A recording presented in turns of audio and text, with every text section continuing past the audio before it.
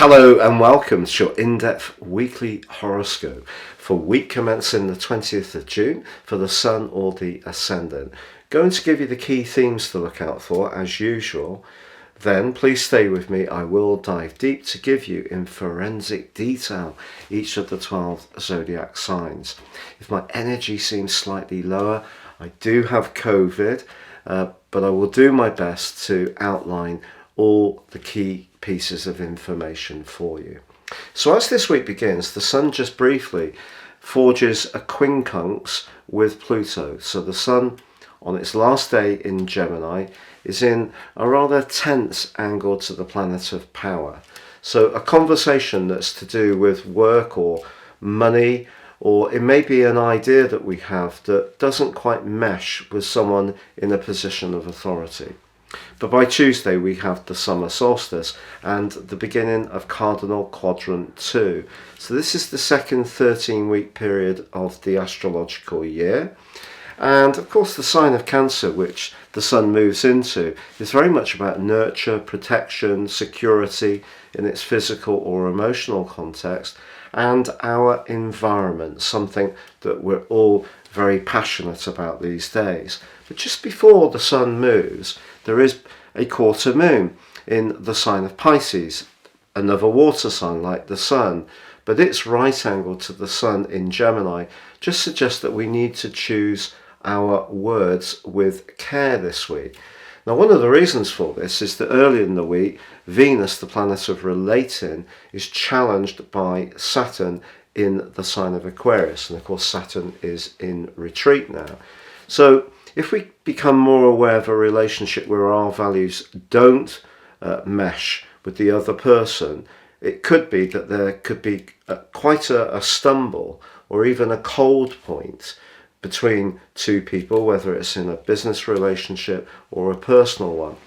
Ironically, Venus actually forges a very penetrating link to Pluto, virtually at the same time, and that can tell us who is for us and where we can feel that connection in a meaningful way. But then on Thursday, Venus joins up with Mercury, which is still in the sign of Gemini, and that gives us an opportunity to work hard at the way we relate to people in the following 28 days. Now, towards the end of this week, the Sun, newly arrived in Cancer, does go into a square with Jupiter, which is kind of larger than life influence. Just important, of course, to deliver on what we might promise.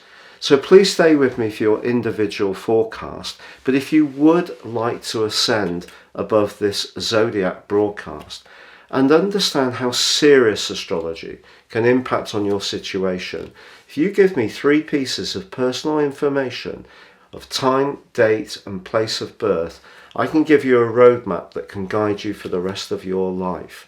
Also, in my special package of 30% off, you can also get a 12-month forecast. Now, no 2 reports are the same. They're totally individual for you. Please see the link below. Finally, I'm very close to that 100,000 subs mark on YouTube. If you have subscribed, I'm so thankful. If you want to do so, I'd be very grateful. Please click or tap on the bell notification symbol. So Leo, your week commencing the 20th of June forecast sees just briefly that quarter moon in the sign of Pisces, and that's squaring with the Sun in your 11th house, the sector of the future, your friendships and the collective. If there is any sort of jealousy around your circle, it may be something you want to think carefully about.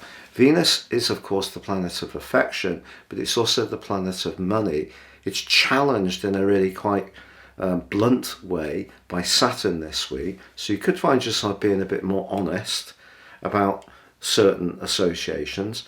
But also Venus forges a really enlightening link with Pluto, so there may be, particularly around professional situation, the kind of links that you have there, some greater clarity can develop this week. Now, of course, the Sun is going to be moving with the summer solstice into the sign of Cancer, which for you is usually a month where you throttle back a little bit and think carefully about what you want from life.